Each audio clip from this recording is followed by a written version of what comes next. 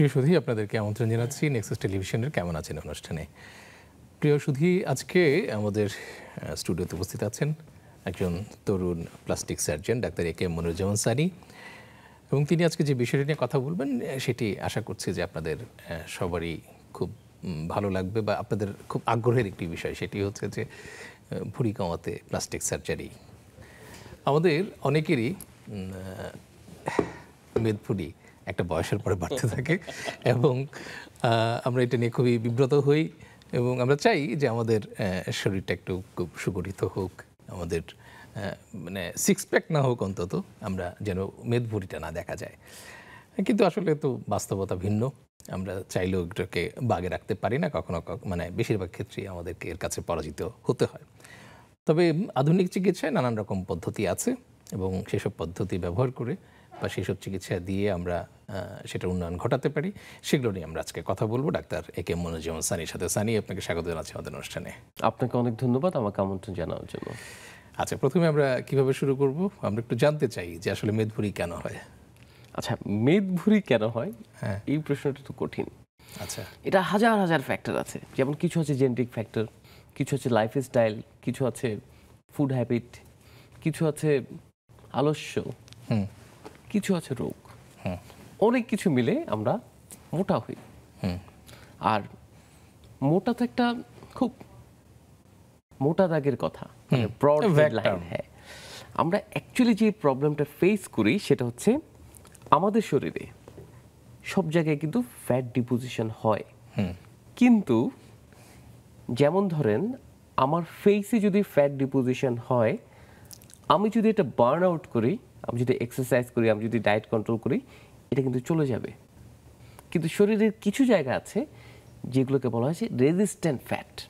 আচ্ছা, অর্থাৎ একবার যদি জমে যায় সে আর যেতেই চায় না।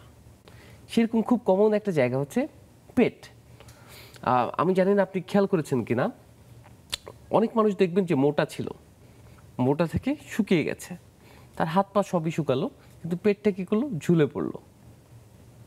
তো এই যে পেটের যে স্থূলতা, এরকম খুব কম মানুষ আছে যে সে ছোটবেলা থেকে বড় হওয়া পর্যন্ত খুব রেগুলারলি ফিট ছিল, খুব রেগুলারলি স্লিম ছিলেন। নাই যে তা না, কিছু মানুষ তো আছেনই। কিন্তু এমন যদি হয় যে না, উনি জীবনে 2-4 বার মিস্টেক করে মোটা হয়ে গিয়েছিলেন, তার কিন্তু পেটটা রয়ে যায়। তো এই জন্যই ভুঁড়ি ব্যাপারটা আপনি দেখবেন যে আমাদের বাঙালিদের মধ্যে, স্পেশালি আমরা যারা কার্বোহাইড্রেট বেসড ডায়েটে অভ্যস্ত, একটা বয়সের পর কম বেশি সবারই কিন্তু দেখতে পাবো। আচ্ছা, মানে যারা আমরা যারা ভাত খেতে পছন্দ করি, যারা দুপুরবেলা একটু ঘুমাতে পছন্দ করি, হ্যাঁ, তো তাদের জন্য এই ভুঁড়ি একটি কি বলবো যে মানে অবধারিত ভাগ্য, ঐতিহ্যের মতো। আচ্ছা, এখন এটার সমাধান কি হতে পারে আপনাদের প্লাস্টিক সার্জারি বিদ্যায়? কিভাবে সমাধান করা যায়? প্লাস্টিক সার্জারি বিদ্যায় প্রথম যে কথাটা, সেটা হলো আপনার যদি শরীরে ফ্যাট আসে, সেটা না হয়ে কমবে। ফ্যাট বেড়ে গেলেও সেটা কিন্তু কমবে। হয় আপনি ডায়েট করে কমাবেন, অথবা বার্ন করবেন, অথবা সার্জারি করবেন, অথবা অন্য কোনো উপায় কমাবেন। কিন্তু স্কিন এমন একটা জিনিস, সেটা যদি একবার বেড়ে যায়, সেটা কিন্তু একটা বয়স পর্যন্ত স্কিনটা খুব ইলাস্টিক থাকে। আপনি টান দিলে, ছেড়ে দিলে সে আবার ফিরে যায়। কিন্তু আমাদের বয়সের সাথে সাথে সেই স্কিন কিন্তু আর ফিরে যায় না। আপনি টান দিয়ে ঝুলিয়েছেন মানে ঝুলেই থাকবে সে। তো এই জন্য এটা একটা বড় ফ্যাক্টর যে আমরা যার পেটের স্থূলতা বা বিশাল পেট বা মেদভুঁড়ি নিয়ে কথা বলছি, তার বয়সটা কত এবং সে কি চায়। যদি এমন হয় যে খুব খুব কম বয়সী কেউ ভুলে মোটা হয়ে গিয়েছিল, এখন সে শুকাচ্ছে, তার অন্য সব ঠিক আছে, অন্য কিছু শুকাবে, কিন্তু তলপেটটা শুকাচ্ছে না, সেই ক্ষেত্রে কিন্তু শুধুমাত্র ছিদ্র করে, লাইপোসাকশন করে যদি তার তলপেটের চর্বিটা বের করে আনা হয়, তার যে স্কিন সেটা কিন্তু আবার আগের মতো টান টান হয়ে যাবে। এটা একটা পজিটিভ দিক। তার স্কিনের কন্ডিশন, তার স্কিনের কোয়ালিটি যদি ভালো হয়ে থাকে, ইলাস্টিক স্কিন হয়ে থাকে, সে যদি তরুণ হয়ে থাকে, তার ক্ষেত্রে কিন্তু আপনাকে হয়তো কেটে বড় অপারেশন করতেই হবে না। এটা শুধুমাত্র ছিদ্র করে ফ্যাটটা বের করে এনে যদি স্কিনটাকে আবার রিপোজিশন করে রাখা যায়, সেই স্কিনটা কিন্তু আবার আগের মতো টান টান হয়ে যাবে। কিন্তু ওপেন সার্জারিটা হচ্ছে তাদের জন্য যাদের ধরেন আপনার তলপেটে চর্বিটা রয়ে গেল, আপনি ছিদ্র করে ফ্যাটটা বের করে আনতে চান, তখন কি হবে? স্কিন তো কমবে না, পেটটা এমনিতেই ঝোলা ছিল, আপনি ভিতরে ফ্যাটটা বের করে এনেছেন, এবার সে পাটের থলির মতো একেবারেই ঝুলে নিচে পড়ে যাবে। সেই ক্ষেত্রগুলোতে দেখা যায় ওপেন সার্জারি করতে হয়। অর্থাৎ আপনি শুধু ফ্যাট কমালে হচ্ছে না, আপনি তার সম্পূর্ণ স্কিন কমাতে হয়, তার নাভির পজিশনটাও চেঞ্জ করতে হয়, আলটিমেটলি তাকে একটা ওপেন বড় সার্জারির মাধ্যমে পেটটাকে আবার টান টান তার অনুদীপ্ত করে আনতে হয়। তো এই দুইটা প্রসিডিউর হচ্ছে এই যে পেটের যেই ভুঁড়ি বা মেদ ভুঁড়ি কমানোর খুবই কনভেনিয়েন্ট এবং খুবই সাকসেসফুল দুটো প্রসিডিউর। আচ্ছা, তো এই যে আপনারা যে অপারেশনগুলো করেন বা যে পদ্ধতির কথা বললেন, এতে বড় কোনো দাগ টাগ হয় না? এখন দেখেন, পৃথিবীতে এমন কোনো সার্জারি নেই যেটাতে দাগ হয় না। দাগ হবে না ব্যাপারটা তা না, কিন্তু দাগটা এমনভাবে হবে যে আপনি সেটা দেখতে পাবেন না। আচ্ছা, দাগটা থাকবে কিন্তু এটা সম্পূর্ণ কনসিল্ড। এটাকে আমরা বিকিনি লাইন বলি, আমরা যেই লাইনটাতে আন্ডারওয়্যার পরি। আপনি দেখবেন যে সিজারিয়ান সেকশন, এই যে সিজার করে বাচ্চা হচ্ছে, যেই লাইনটাতে ইনসিশন দেয় সেটা কিন্তু দেখা যায় না। কেন দেখা যায় না? কারণ ওটা তো এক্সপোজ পার্ট না। দ্বিতীয়ত মানুষ ওই লাইনেই আন্ডারওয়্যার প্যান্ট পরে থাকে, এই কারণে এটা কিন্তু বোঝা যায় না।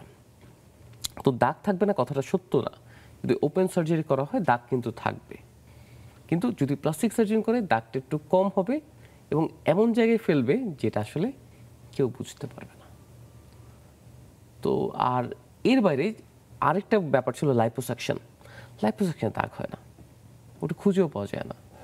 ছোট্ট একটা ছিদ্র, 3 মিলিমিটার একটা ছিদ্র দিয়ে সম্পূর্ণ ফ্যাট বের করে আনা সম্ভব। তো এভাবেই আমরা করে থাকি। তো এটা তো গেল অপারেশনের বিষয় আর কি। তো আমরা যদি রোগীদের একটু পরামর্শ দিতে চাই যে মানে আপনি মানে মেদভুঁড়িটা যেন না হয় আর কি, তাহলে কিভাবে চললে পরে তার এটা সমাধান হতে পারে, বা মানে সমাধান না, মানে বলছে যে প্রতিরোধ হতে পারে আর কি, যে ওবেসিটি থেকে ভালো থাকবে সে। এখানে আমি একটা মানে এটা কি বলে সংবিধিবদ্ধ সতর্কীকরণ বলতে চাই, যে আমরা যে প্রসিডিউরগুলোর কথা বলি, লাইপোসাকশন বলেন বা অ্যাবডোমিনোপ্লাস্টি বলেন বা লাইপো অ্যাবডোমিনোপ্লাস্টি বলেন, কোনোটাই কিন্তু আপনার জেনারেলাইজড ওবেসিটির জন্য না।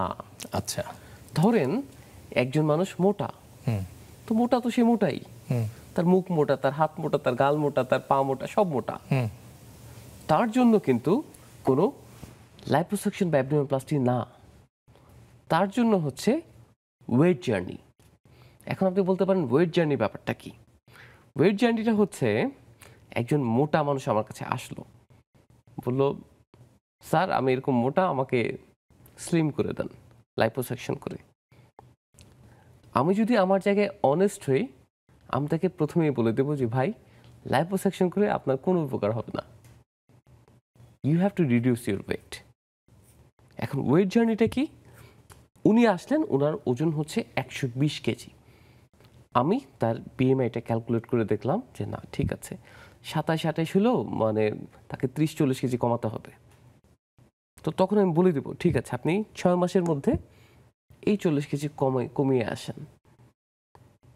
আমি কিন্তু প্রথমেই তাকে সার্জিক্যাল কোনো প্রপোজাল দিব না, আমি তাকে প্রপোজাল দেবো যে আপনি 40 কেজি ওয়েট কমিয়ে আসেন। তখন সে জিজ্ঞাসা করবে আমি কিভাবে কমাবো। কিভাবে কমানোর কয়েকটা ওয়ে আছে। একটা হচ্ছে ডায়েট, একজন ভালো ডায়েটিশিয়ানের আন্ডারে একটা ডায়েট চার্ট ফলো করা এবং তার যেই ক্যালোরি মেনটেন্যান্স, এটা সে ধরে রাখতে হবে, পারসিস্টেন্ট। এটাও একটা অধ্যবসায়ের বিষয়। এটা কেন জরুরি আমি আসছি, কেন আমরা শর্টকাট দিই না, বলি ঠিক আছে 6 মাস করে দেখাও, দেখি তো তুমি পারো কিনা, ভালোবাসো কিনা, প্রমাণ করে দেখাও। তো তাকে যখন ওয়েট জার্নিটা দেওয়া হয়, বলা হয় যে ঠিক আছে 6 মাসের মধ্যে আপনি 40 কিলোগ্রাম কমে আসেন। এখন একটা হচ্ছে ডায়েট, কিছু মেডিসিন আছে যেমন মেটফরমিন খুব কমনলি ব্যবহার করা হয়। আর আর আরেকটা যেটা আছে সেটা হচ্ছে ফেইলারের পরে যদি ওয়েট জার্নিতে সে ফেল হয়।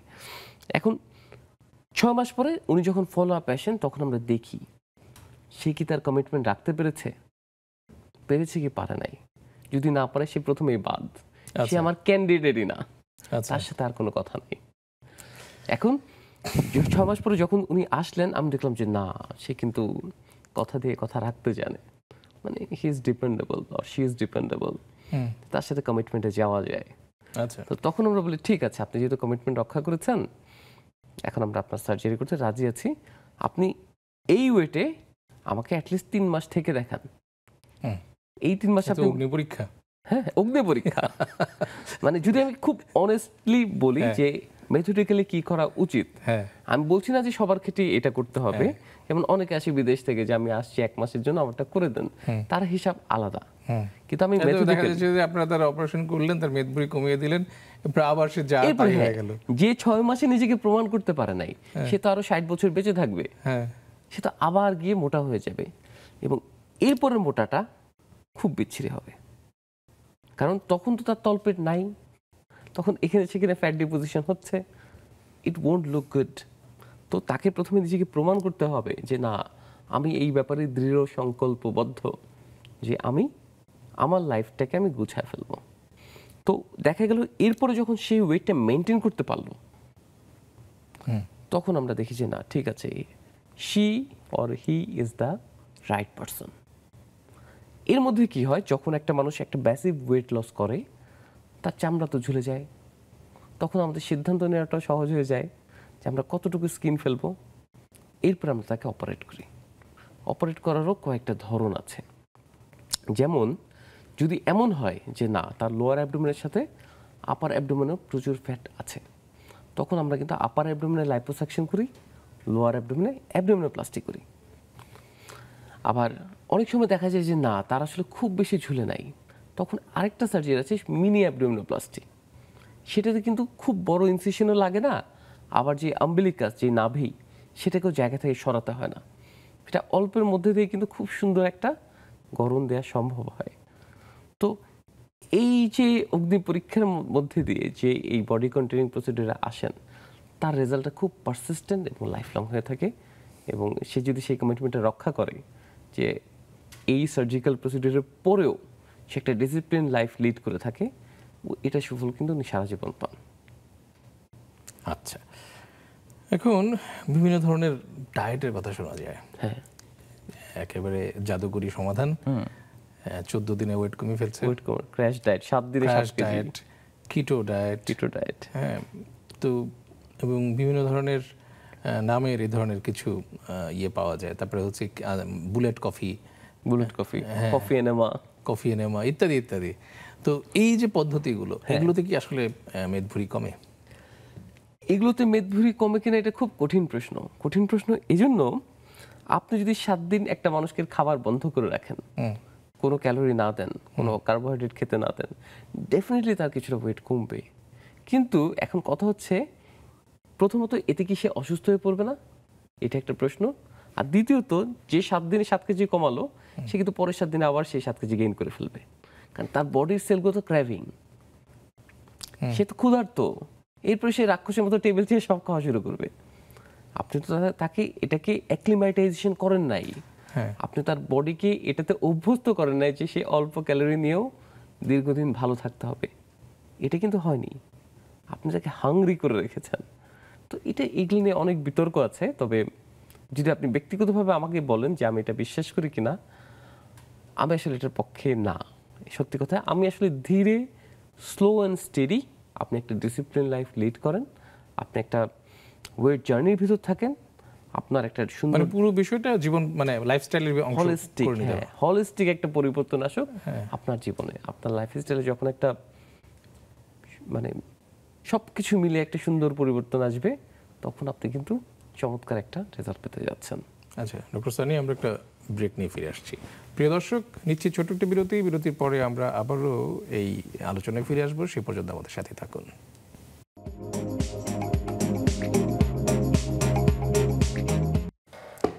প্রিয় দর্শক, বিরতি পরে আবার ফিরে এলাম নেক্সাস টেলিভিশনের কেমন আছেন অনুষ্ঠানে। আমাদের সাথে আজকে অতিথি আছেন দেশের একজন স্বনামধন্য তরুণ প্লাস্টিক সার্জন, সহকারী অধ্যাপক doctor AKM Moniruzzaman Sunny. Doctor Sunny কাজ করছেন জাতীয় বার্ন ও প্লাস্টিক সার্জারি ইনস্টিটিউটে। সানি, আমরা যে বিষয় নিয়ে কথা বলছিলাম সেটি হচ্ছে ভুঁড়ি কমাতে প্লাস্টিক সার্জারি। এখন আপনি তো বিভিন্ন ধরনের সার্জারির কথা বললেন, বিভিন্ন পদ্ধতির কথা বললেন, ফুটো করে কেটে নানাভাবে আর কি একটা করা যায়। খরচ নিয়ে মানুষের একটা ভয় থাকে আর কি এই ধরনের অপারেশনের ক্ষেত্রে। আমারও মাঝে মাঝে মনে হয় যে আমিও যদি একটু কমিয়ে নিতে পারতাম। এবং এই যে আপনি বলেছেন যে যারা একটু অলস, আরামপ্রিয়, খেতে পছন্দ করে তাদেরই আসলে ভুঁড়িটা হয়। তো আমার মতো মনে হয় এরকম অনেকেই আছে আর কি, যে যারা একটু আরামপ্রিয়, একটু আরাম করতে পছন্দ করে। দেখেন, যারা আসলে আরাম করতে পছন্দ করে তারা তো সুখী মানুষ, তারা কষ্ট করে ভুঁড়ি কেন কমাবে? হ্যাঁ, কিন্তু আবার আমরা এটাও চাই যে আমাদেরকে খুব ফিট দেখাক। হ্যাঁ, তো আমরা আরাম করতে চাই, ফিটও হতে চাই। তো জানি এটা আসলে চাওয়া পাওয়ার তো মিল হওয়ার কথা নয় আর কি। আমরা যা চাই সে তা পাওয়ার কথা নয়, কারণ আমরা তো সেই অনুযায়ী আমরা আমল করছি না। হ্যাঁ, আমাদের ইমানে দুর্বল আছে। আবার যা পাই তা চাই না। তো এখন এই যে অপারেশন করতে চাই অনেকে, কিন্তু আবার খরচের কথা ভাবি যে না জানি কথা। তো এটা সম্পর্কে আমাদেরকে বলেন যে কেমন খরচ। আচ্ছা, প্রথম যে ব্যাপারটা, এই যে বডি কন্ট্রোলিং এর প্রসিডিউরগুলো, এগুলো আসলে খরচের চেয়ে বেশি জরুরি হচ্ছে কমিটমেন্ট, যেটা আমি বলছিলাম। আর খরচের ব্যাপারটা তো আছেই। সাধারণত বডি কন্ট্রোলিং প্রসিডিউরগুলো মোটামুটি খরচ আছে, খরচ নাই যে তা না, খরচ ভালোই আছে। কিন্তু এরপরও সেটা কিছুটা ডিপেন্ড করে। কি ডিপেন্ড করে? আপনি কাকে দিয়ে করাচ্ছেন সেই সার্জনের উপর ডিপেন্ড করে। আর কি ডিপেন্ড করে? কোন হাসপাতালে করাচ্ছেন। আর কি ডিপেন্ড করে? যে আপনার কি ধরনের অপারেশনের টাইম লেগেছিল, হসপিটাল আপনাকে কতদিন স্টে করতে হয়েছে, এবং আপনার এই যে প্রসিডিউরগুলোতে এটাতে কি কি ব্যবহার করা হয়েছে। তো সব কিছু মিলেই আসলে খরচটা নির্ধারণ করা হয়। এখন ধরেন আপনি যদি আমাকে বলেন যে হ্যাঁ ঠিক আছে সানি, তুমি বলো যে এই অ্যাবডোমিনোপ্লাস্টি করতে তোমার কাছে করলে কত খরচ হবে, আমি তখন একই কথা বলবো যে আমি যদি ল্যাবেডে করি একরকম খরচ হবে, আমি যদি লং লাইফে করি একরকম খরচ হবে, আমি যদি চাংখারপুলে করি একরকম খরচ হবে। তো এটা আসলে খুবই ভ্যারিয়েবল একটা বিষয়। মানে এটা আসলে হাসপাতালের একটা বিষয় আছে। এক কথায় আবার আমার পরিচিত হলে একরকম খরচ হবে, অপরিচিত হলে একরকম খরচ হবে, আমি চিনি না জানি না কেউ হলে একরকম খরচ হবে। তো এটা আসলে এক কথায় উত্তর দেওয়া খুব কঠিন। আচ্ছা, তার মানে বুঝতে পারলাম যে আসলে এখানে একটা খরচের ব্যাপার আছে। অবশ্যই। আপনি যেখানে কাজ করেন ওইখানে কি এই ধরনের অপারেশন, মানে সাধারণ কোনো মানুষ যদি যায় যে আমার মেদভুঁড়ি কমাইতে চাই, আপনারা কি ওখানে করেন এগুলো? আচ্ছা, প্রথম কথা হচ্ছে আমাদের যে ইনস্টিটিউট এটা কিন্তু বার্ন এবং প্লাস্টিক সার্জারি। আমাদের মূল ফোকাসটা থাকে কোনো acute injury, acute burn, acute trauma, cancer, মানে যেই সেবাগুলো রাষ্ট্র আপনাকে দিতে বাধ্য। আপনি রাষ্ট্রের নাগরিক হিসাবে আপনি রাষ্ট্রের কাছে যেই সেবাটা প্রাপ্য আপনার, এটা হচ্ছে আমাদের প্রায়োরিটি। আমরা কিন্তু কখনোই একটা বার্নের পেশেন্ট, একটা ট্রমার পেশেন্ট, একটা ক্যান্সারের পেশেন্টকে, একজন ক্যান্সারের পেশেন্টকে কখনোই ডিলে করি না, কারণ এটা তার রাইট আছে সে রাষ্ট্রের উপরে, সে তো রাষ্ট্রের মালিক। কিন্তু এই যে ধরেন অ্যাস্থেটিক প্রসিডিউরগুলো, যেটা আসলে সে শখ করে আসছে, হ্যাঁ ঠিক আছে আমাকে দেখতে কেমন লাগছে এটা ঠিক করে দেন না, সেগুলো যে আমরা করি না তা না, সেগুলো আমরা করি, কিন্তু আমাদের প্রায়োরিটি সবসময় অ্যাকিউটের দিকে। যে একজন নাগরিক তার দেশের কাছে তার যে দাবিটা আছে, তার লাইফ থ্রেটেনিং কন্ডিশন অথবা যে কোনো অ্যাকিউট কন্ডিশন, আমরা সেটাকে প্রায়োরিটি দেই। এর বাইরে অ্যাস্থেটিক প্রসিডিউরগুলো কিন্তু আমরা করি, সেটা হচ্ছে আমাদের প্রায়োরিটিটাকে মিট আপ করার পরে বলি যে ঠিক আছে আপনার হয়তো একটু সময় লাগবে, আপনি একটু 2 সপ্তাহ পরে আবার আসেন। মানে আমরা করি না ব্যাপারটা তা না, সেটাও করি, আমরা রেগুলারলি করে আসছি, কিন্তু প্রায়োরিটি সবসময় থাকে অ্যাকিউটের দিকে। অনেক ধন্যবাদ, বুঝতে পারলাম। মানে যেটা আসলে বেশি সমস্যা, যেটা বার্নিং কোয়েশ্চেন বা যেটা হচ্ছে আপনার প্রায়োরিটির দিক থেকে যেটা সবার আগে আসে, যেটা জরুরি, যেটা জরুরি, হ্যাঁ সেটাই আপনারা করে থাকেন। যেটা জরুরি এবং যেটা দিতে আমি রাষ্ট্রের এক্সিকিউটিভ সিস্টেম হিসেবে বাধ্য, সেটা আমাকে প্রথমে দিতে হবে। আমি কারো ন্যায্য অধিকার থেকে তাকে বঞ্চিত করতে পারবো না। এরপরের দাবি হচ্ছে দেখা গেল কাউকে সুন্দর করতে গিয়ে কেউ জীবন চলে যাচ্ছে, আমি কাউকে সুন্দর করতে গিয়ে আমার সারাদিন পার করে দিচ্ছি, আর একজন মানুষ কষ্টে আছে, আমি তার কষ্টটা বোঝার চেষ্টা করছি না। আচ্ছা, আমরা আমাদের টপিকে ফিরে আসি। এই অপারেশনগুলোতে কেমন সময় লাগে? ডিপেন্ডস। আচ্ছা, যেমন ধরেন যদি একটা standard abdominoplasty, standard lipo abdominoplasty করতে হয়, যে তার ফ্যাটও কমাতে হবে, তার পুরো পেটের চামড়া কমাতে হবে, ভিতরে আবার প্লাইকেশন করে আসতে হবে যাতে পরবর্তীতে সে অনেক মোটা না হয়ে যায়। ইভেন মোটা হওয়ার সাথে সাথে পেট তো লেয়ারের পর লেয়ার, চামড়া, ফ্যাট, ফাসা, মাসল, অনেক কিছু। তো সেগুলোকে আবার কাছাকাছি এনে প্লাকেট করে আসতে হয়, সুন্দর করে আসতে হয়। এমন না যে শুধু চামড়াটা আমি টেনে কমা দিলাম, ব্যাপারটা তা না, ভিতর থেকেই কিন্তু টাইট এবং ফিট করে আসতে হয়। তো দেখা যায় যে যদি এমন হয় যে স্ট্যান্ডার্ড লাইপো অ্যাবডোমিনোপ্লাস্টি করতে হয়, সেক্ষেত্রে দেখা যায় কিন্তু ভালোই 3-4 ঘন্টা সময় লাগতে পারে। আর যদি বলেন যে না শুধুমাত্র একটা মিনি অ্যাবডোমিনোপ্লাস্টি অথবা একটা লাইপোসুকশন, সেই ক্ষেত্রে 1-1.5 ঘন্টা 2 ঘন্টার মধ্যে কিন্তু এই প্রসিডিউরগুলো কমপ্লিট করা সম্ভব হয়। ওকে, মানে আমরা সাধারণত দেখা যায় যে 1-2 ঘন্টার ভিতরে অপারেশনটা সম্ভব করে ফেলা। অনেক ধন্যবাদ আপনাকে। আচ্ছা, পেট ছাড়াও মেদভুঁড়ি শরীরের আরো বিভিন্ন জায়গায় জমতে পারে, যেমন কারো কারো হিপে বা পেছনের দিকে, হ্যাঁ হতে পারে। অনেকের স্তন অনেক বড় থাকে এবং সেটা নিয়ে সে খুব বিব্রত থাকে, হ্যাঁ সেটা নিয়েও করতে পারে। অনেকের ঘাড়ের দিকে বা ডাবল চিন, হ্যাঁ এগুলো হয়। এগুলোর ক্ষেত্রে আপনারা চিকিৎসা দিয়ে থাকেন কিনা? প্রথম কথা হচ্ছে স্তনের যে ব্যাপারটা বললেন, স্তনের ব্যাপারটা কিন্তু শুধুমাত্র অ্যাস্থেটিক না। আচ্ছা, হ্যাঁ, এটা একই সাথে অ্যাস্থেটিক্স, একই সাথে সাইকোসোশ্যাল, একই সাথে রিকনস্ট্রাকটিভ। কেন আমি বলছি? কারণ প্রথমত হচ্ছে অনেকের আছে স্তন বড় কিন্তু এটা নিয়ে তার খুব একটা প্রবলেম হচ্ছে না, তার ড্রেস পরতে প্রবলেম হচ্ছে না, তার স্বাভাবিক চলাফেরার প্রবলেম হচ্ছে না, তাকে সোশ্যাল বুলিংয়ের শিকার হচ্ছে না, কিন্তু তার ভালো লাগছে না যে না আমারটা মনে হয় আরেকটু ছোট হলে ভালো হতো। এটা না হয় অ্যাস্থেটিক্স। কিন্তু যার ধরেন স্তন এত বড় যে তার ড্রেস পরতে কষ্ট হয় আছে, এবং এটা কিন্তু কমন, যার একটা এক্সারসাইজ করতে সমস্যা হয়, তার দৈনন্দিন চলাফেরায় কষ্ট হয়, তার পিঠে ঘাড়ে ব্যথা করে, এত ওয়েট থাকে ব্রেস্টের, তার ক্ষেত্রে কিন্তু ব্যাপারটা শুধুমাত্র অ্যাস্থেটিক্স না, তার ক্ষেত্রে সে কিন্তু আমাদের প্রায়োরিটি। ওকে, তার অপারেশনটা কিভাবে হয় সেটা আমরা একটু আপনার কাছ থেকে শুনবো। আমরা একটা ব্রেক নিচ্ছি। প্রিয় দর্শক, নিচ্ছি ছোট্ট একটি বিরতি পরে আবারও ফিরে আসবো। সেই পর্যন্ত আমাদের সাথেই থাকুন।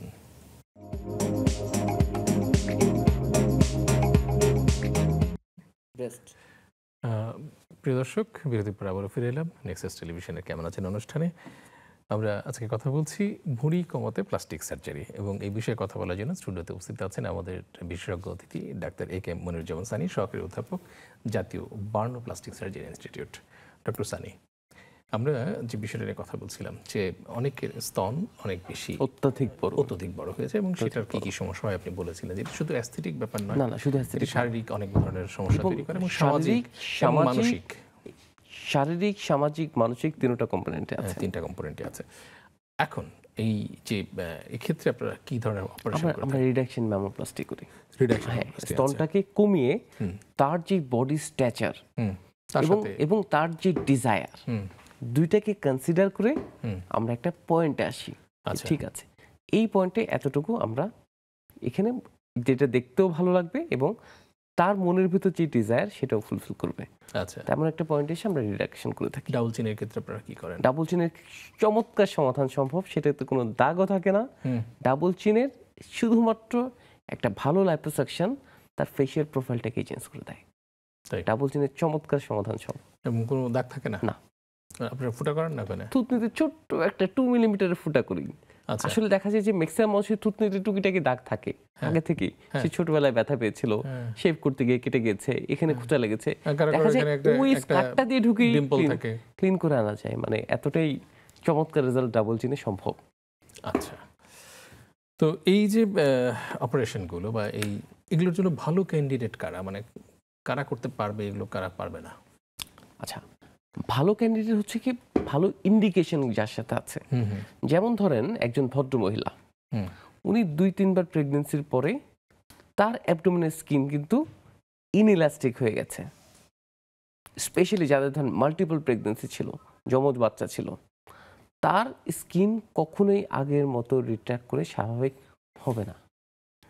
যার 3টা-4টা বাচ্চা হয়ে গেছে, তার স্কিন কখনোই আগের মতো রিট্র্যাক্ট করে স্বাভাবিক হবে না। আরেকটা বেনিফিট হচ্ছে যাদের আগে থেকে সিজারিয়ান সেকশন হয়েছে, তার অলরেডি সিজার করে বাচ্চা হয়েছে, তার অ্যাকচুয়ালি ওই জায়গাটাতেই কাটা আছে যেটা দিয়ে কেটে আমরা অপারেশন করে আনতে পারবো।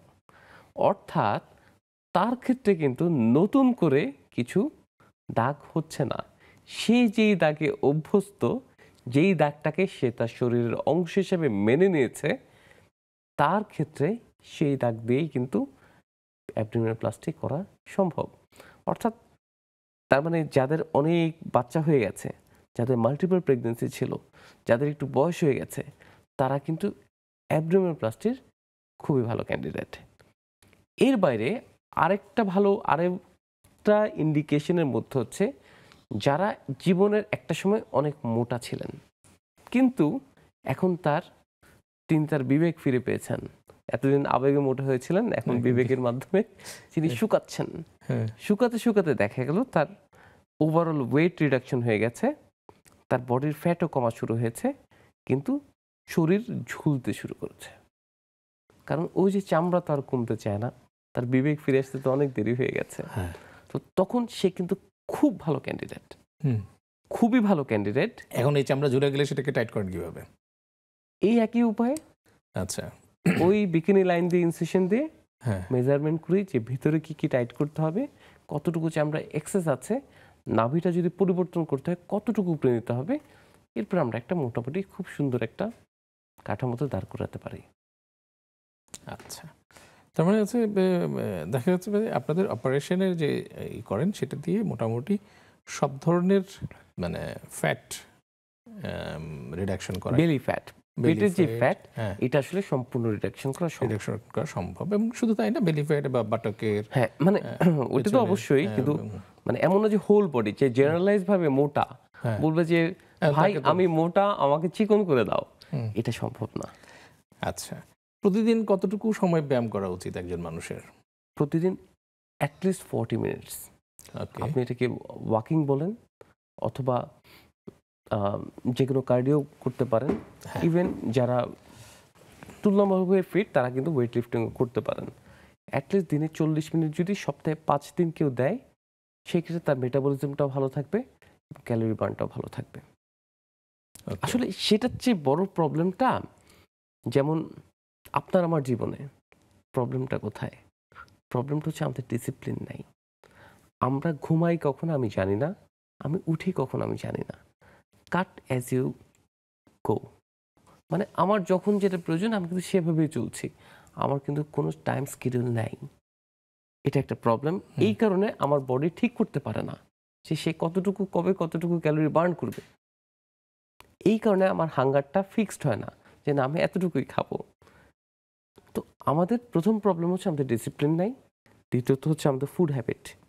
ফুড হ্যাবিটটা অনেক বেশি কার্বোহাইড্রেট বেসড। আমরা কার্বোহাইড্রেট খুব পছন্দ করি, ভাত খেতে, ভাত, চিনি, পরোটা, পাউরুটি, মিষ্টি, ক্যান্ডি।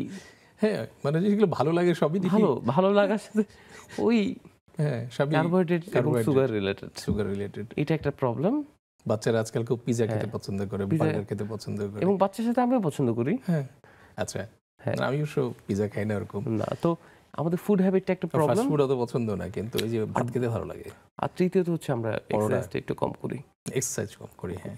আগে আমাদের মানুষ হাঁটতো অনেক, আমরা আমাদের ছোটবেলায় দেখেছি আমাদের আমি যেরকম 4 কিলোমিটার 5 কিলোমিটার হেঁটে আত্মীয়র বাড়িতে যেত। যেমন আমি গত 1 মাস চায়নাতে ছিলাম। চায়নাতে আমি একটা খুবই চমৎকার জিনিস দেখলাম। বেইজিং এ ওরা কিন্তু বেসিক্যালি সাবওয়ে মেট্রো দিয়ে চলাফেরা করে। আচ্ছা, আপনি যতই ধনী হন, আপনাকে মিনিমাম 1 কিলোমিটার হাঁটতে হবে সাবওয়ে স্টেশনের ভিতরে। আপনি অসুস্থ হলে অন্য হিসাব, আপনি অসুস্থ বা আপনি ডিসেবল হলে সেখানে আপনার অন্যান্য ব্যবস্থা আছে। আচ্ছা, কিন্তু সাধারণ মানুষ কিন্তু চলাফেরা করে সাবওয়েতে। আপনি যাবেন 20 কিলোমিটার দূরে, কিন্তু আপনাকে মাঝখানে 2 বার সাবওয়ে পরিবর্তন করতে হয়। মানে আপনি না হেঁটে কিন্তু থাকতে পারছেন না। মানে ওখানকার সিস্টেমটা এত সুন্দর যে তারা আপনাকে হাঁটিয়ে নেবে যদি আপনি পাবলিক ট্রান্সপোর্টে চলাফেরা করেন। এবং ওখানে সবাই হাঁটে, আমি খেয়াল করলাম সবাই। আর আরেকটা খুব খুব জরুরি বিষয় হচ্ছে আমাদের এই রিক্সা। কিছু হলে আমরা ওকে মামা যাবেন, হ্যাঁ, উঠে যাই। হ্যাঁ, অথচ এই 1 কিলোমিটার কিন্তু আমার হাঁটার উচিত ছিল। আমি 12 মিনিটের মধ্যে প্রয়োজন আমি নেই, okay. 1 কিলোমিটার খুব ইজিলি চলে যাই। কোনো প্রয়োজন ছিল না। আমি রিক্সা করে গেলে 7 মিনিট লাগবে, হেঁটে গেলে হয়তো 12 মিনিট লাগতো। কিন্তু আমি বললাম যে মামার তো দ্বার আছে, উঠে যাই। এই যে ট্রেন্ডটা, এগুলো আমাদের আলস্য এবং মাইন্ডসেটটা একটা বড় ধরনের কথা। ফিটনেসের জন্য এটা বড় ধরনের বাধা। হ্যাঁ, আসলে মানে পরিশ্রম বা এক্সারসাইজ, ব্যায়াম, হ্যাঁ। এটার ফিজিক্যাল অ্যাক্টিভিটি, এটার তো আসলে এবং কোনো বিকল্প মাইন্ডসেট, না। মাইন্ডসেট এবং আমাকে এটা আমাদের করতে চিন্তা হবে। চেতনা প্রচন্ড রকমের আরাম প্রিয়। একটু আরাম দেখলে মনে হচ্ছে উঠে যায় কি হবে, একটু বেড দেখলে একটু শুয়ে যায় কি হবে। কিন্তু এটা আসলে প্রয়োজন নাই। আমাদের মাইন্ডসেটটা খুব জরুরি যদি আমরা সত্যিই ফিটনেসের ব্যাপারে আগ্রহী হয়ে থাকি। আগ্রহী হয়ে থাকে, রাইট। আচ্ছা, আপনাদের আরেকটা চিকিৎসা পদ্ধতি আছে। আমরা একটু মেদভুঁড়ি বা পেটের চর্বি থেকে একটু ওকে। এতে যাচ্ছি। সেটা হচ্ছে যে রাইনোপ্লাস্টি, নাককে রাইনোপ্লাস্টি। শার্প করা হ্যাঁ। প্লাস্টিক সার্জারিতে। এটাও বোধহয় অনেকে আগ্রহ প্রকাশ করেন, বিশেষ করে যারা তাদের এটা সৌন্দর্যের অনেকে ব্যাপারে, আগ্রহ প্রকাশ করেন এবং সৌন্দর্যের ব্যাপারে যারা খুবই- এটা নট অনলি শার্প করা, ব্যাপারটা হচ্ছে পৃথিবীতে কেউ যদি আয়না দেখে বলে আমার নাক ঠিক আছে, তার মানে সে কিন্তু নিজেকে ভালোবাসে, সে তার আউটলুকটাকে পছন্দ করে। এবং কেউ যদি বারবার আয়না দেখে এবং বলে যে আমার নাকটা তো এরকম না, নাকটা তো সেরকম না, হয়তো তার নাক ঠিকই আছে, তার মনে হচ্ছে যে তার নাকটা ঠিক নাই। তার মানে he or she is going through a problem. এবং এই সমস্যা গুরুতর। আপনার যদি নিজেকে আয়নাতে দেখে খুব ভালো না লাগে, এটার চেয়ে বড় সমস্যা পৃথিবীতে খুব কমই আছে। আপনি অন্য যে কোনো সমস্যার সমাধান করতে পারবেন, নিজেকে ভালো না লাগলে এই সমস্যার সমাধান খুব কঠিন। এখন নাকের ব্যাপারটা হচ্ছে, এবং আপনি যদি বলেন টু দি পয়েন্ট, মানুষ যদি একটা জিনিস বলেন, প্রথমে নিজের নাক দেখে, দ্বিতীয়ত নিজের চোখ দেখে। নাক দেখে যদি কারো ভালো না লাগে, হয়তো তার নাকে কোনো সমস্যাই নাই, তার নাক একদম ঠিক, তাও এটা সমস্যা। কারণ তার তো ভালো লাগছে না। আপনার ভালো লাগলে কি হবে? তার তো নিজেকে ভালো লাগতে হবে। তো নাকের যে সৌন্দর্য বর্ধনের যতগুলো প্রসিডিউর, সবাইকে একটা বড় হেডলাইনে বলা হয় রাইনোপ্লাস্টি। রাইনোপ্লাস্টি কিন্তু একটা সার্জারি না। রাইনোপ্লাস্টির ভিতরেও 20 রকমের রাইনোপ্লাস্টি আছে, যার যেটা লাগে। কেউ দেখে বলছে যে না আমার নাকটা তো বোচা, কেউ দেখে বলছে যে না আমার নাকটা তো বেশি বড়, কেউ দেখে বলছে না আমারটা চ্যাপ্টা, আমারটা চওড়া, আবার কেউই বলছে যে আমারটা সরু কেন, আমারটা তো একটু চ্যাপ্টা হলে ভালো লাগতো, আমার নাকটা তো অনেক ওয়াইড। আরেকজন বলবে যে না না আমার নাক ঠিক আছে, কিন্তু নাকের আগাটা কিরকম জানি গোল টাইপের, চোখা না। অনেকে এসে বলবেন না আমার নাকটা এত চোখা কেন, একটু ভোতা করে দেওয়া যায় না? তো এটা হচ্ছে সে যেই সেলফ এস্টিমে নিজেকে দেখতে চায়, সেটাকে পৌঁছানো কিন্তু খুব কঠিন। তো রাইনোপ্লাস্টি একইভাবে এটা অ্যাভয়েড করার মতো কোনো বিষয় না, কেউ যদি তার নাক পছন্দ না করে। আবার অন্য হাত দিয়ে তার মনে কি আছে, সে নিজেকে কিভাবে দেখছে, সেই জায়গায় পৌঁছানোটাও কিন্তু একটু চ্যালেঞ্জিং। তো রাইনোপ্লাস্টির ক্ষেত্রেও যখন একজন মানুষ এসে বলেন যে না আমার নাকটা ঠিক করে দেন, আমি প্রথম বলি আপনার নাক তো ঠিকই আছে। তখন সে বলা শুরু করে না ঠিক না, একটু ভালোভাবে দেখেন না, এই জায়গাটা কিরকম জানি, এটা মনে হয় একটু চওড়া। তখন তার সাথে অনেক লম্বা সময় ধরে কনসালটেশন করতে হয় যে সে কেন এরকম চাচ্ছে। ইভেন তার সাইকোলজিক্যাল ইভ্যালুয়েশন লাগে, মানে সে কি নিজে থেকে এসেছে, নাকি তাকে তার গার্লফ্রেন্ড, বয়ফ্রেন্ড, হাজব্যান্ড বা আশেপাশের আত্মীয় স্বজন বলেছে যে না তোর নাকটা এরকম কেন। মানে এটাও ইভ্যালুয়েট করতে হয়। যদি এমন হয় যে না সে আসলে নিজের চেহারা পছন্দই করে, কিন্তু আশেপাশের মানুষ তাকে ত্যক্ত বিরক্ত করে ফেলেছে, তখন কিন্তু আমরা তাকে কাউন্সিলিং করি।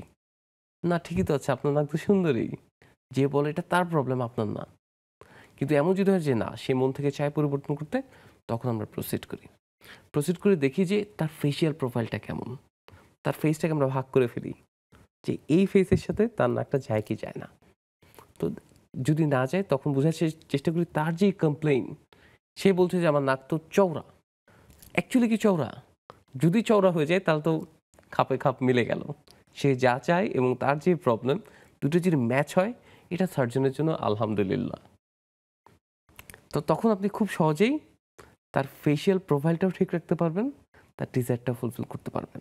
কিন্তু আপনি প্রোফাইলে দেখছেন যে না তার নাক তো এমনিতেই সরু, সে বলছে আরো শুরু করে দেন, তখন এটা চ্যালেঞ্জিং হয়ে দাঁড়ায়। আচ্ছা, মানে চাওয়া এবং পাওয়ার এটার মাঝখানে একটা বাস্তবতা থাকতে হবে এবং একটা এবং আমরা সবসময় বলি রেশনাল হতে হবে। Expectation versus reality. উনি কি চায় এবং তার ফেস আমি কি যদি এখন দিতে চাই যে পারবে। আমার ঋত্বিক রোশনের মতন একটা শার্প নোজ হবে, সেটা তো সম্ভব না। না না, আপনার মনে হয় সম্ভব। আচ্ছা, কিন্তু ওরকম সিক্স প্যাক সম্ভব না। না না, সেটাও সম্ভব। আপনি যদি ওয়ার্কআউট করি, ঋত্বিক রোশনের কাছাকাছি আছেন, কাছাকাছি আরেকটু। Thank you. আচ্ছা, আমরা অনুষ্ঠান প্রায় শেষের দিকে চলে এসেছি। আমাদের খাদ্যাভ্যাস নিয়ে একটু কথা বলা দরকার। আসলে কি ধরনের খাবার দাবার আসলে আমাদের খাওয়া উচিত? এই যে আমরা যদি এই ধরনের অতিরিক্ত মেদ বা মেদভুঁড়ি থেকে আমরা যদি ভালো থাকতে চাই, তাহলে প্রথম কথা হচ্ছে আমরা যদি সেডেন্টারি ওয়ার্কার হই, ধরেন যেই মানুষটা ডে লেবারার, যিনি কষ্ট করে চলেন, যিনি রিক্সা চালান বা যিনি কায়িক পরিশ্রম করে দিনমজুরি করেন, তার ডায়েট কিন্তু বেসিক্যালি কার্বোহাইড্রেট বেসডই হওয়ার কথা। সে অনেক ভাত খাবে, তার প্রচুর ক্যালোরি জেনারেট করতে হয়।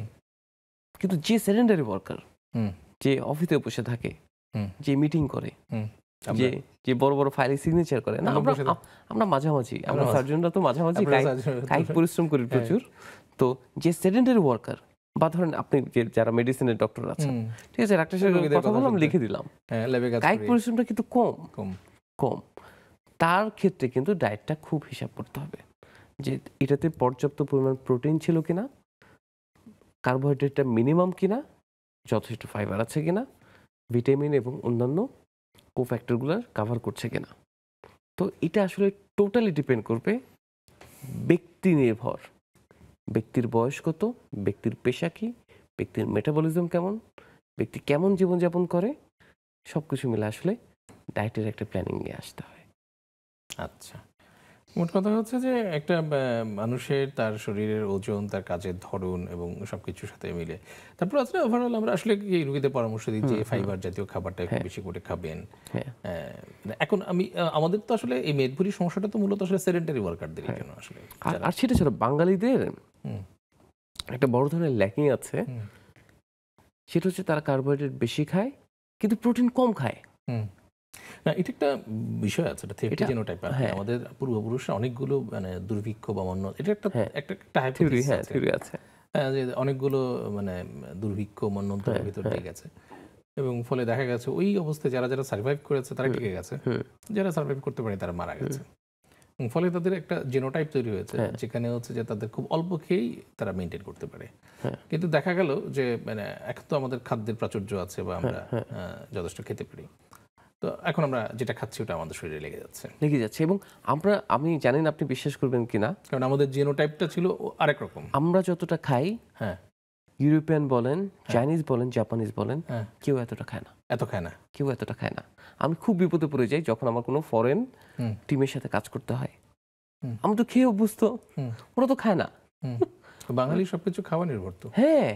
ধরেন 4 ঘন্টা হয়ে গেছে, তার আনন্দে সে খায়, দুঃখে সে খায়, ডিপ্রেশনে খায়, আনন্দে খায়, মারা গেলেও খায়, জন্ম নিলেও খায়, বিয়ে করলেও খায়, জন্মদিনও খায়, খায়। এবং এত সব খাওয়া দাওয়ার ভিতর দিয়ে আসলে আমাদের শরীর ঠিক রাখা, ওজন ঠিক রাখা সত্যি একটা চ্যালেঞ্জিং। ওই যে ফরেন সার্জনদের সাথে কাজ করি, আমার খুবই অকওয়ার্ড লাগে যে এরা তো কিছু খাচ্ছে না। এবং কাউকে ভদ্রতা করতে হলে আমরা খাওয়াই, এবং শুধু খাওয়াই না, যেমন তাকে জোর করে খাওয়াই, আরো নেন, আরো একটু খান। ব্রিটিশ প্রফেসরকে, অনেক বয়স্ক, উনি সম্ভবত 84 বছর বয়স, উনি কিছু খান না। তার মনের সাথে কাজ করে আমি বললাম যে sir, I think we are hungry. ও হাংরি, এই দুটো ব্ল্যাক কফি দাও, একটা ওকে একটা আমাকে। মানে হাংরি হলে পর ব্ল্যাক কফি। হ্যাঁ মানে মানে তারা মানে এটা আমি ফিল করে বলছি যে আর কেউ আসলে এতটা খায় না। ওকে, আপনাকে অনেক ধন্যবাদ ডাক্তার মনিরুজ্জামান সানি। চমৎকার কিছু আলোচনা আমরা করেছি, আসলে আমরা কিছুটা আড্ডাও দিয়েছি বলা আড্ডাও যায়। দিয়েছি। হ্যাঁ, এবং আমরা আশা করছি যে আমরা যে বিষয়টা আমাদের দর্শকদের জানাতে চেয়েছিলাম তা কিছুটা হলো জানাতে পেরেছি। মেদভুঁড়ি আমাদের শরীরের জন্য আসলে ক্ষতিকর, এবং কিছুটা এবং এটা সমাধানও আছে, সমাধানও আছে, দুশ্চিন্তার কোনো কারণ নেই। এটি শারীরিক সমস্যা আছে, মানসিক সমস্যা আছে, কখনো কখনো সামাজিক সমস্যাও আছে অতিরিক্ত মেদের। তো আমরা চাই এগুলো থেকে ভালো থাকতে, এবং ভালো থাকতে হলে আমাদেরকে একটা সুস্থ, সুন্দর, শৃঙ্খলাপূর্ণ জীবনযাপন করতে হবে। যদি সমস্যা হয়ে যায় তাহলে তার সমাধানও আছে, এবং আমাদের প্লাস্টিক সার্জনরা আছেন। আপনাকে অনেক ধন্যবাদ ডাক্তার সানি, আপনার এই মূল্যবান সময় থেকে। আপনাদেরকে অনেক ধন্যবাদ। ধন্যবাদ নেক্সাস টেলিভিশনকে। প্রিয় দর্শক, বিদায় নিচ্ছি।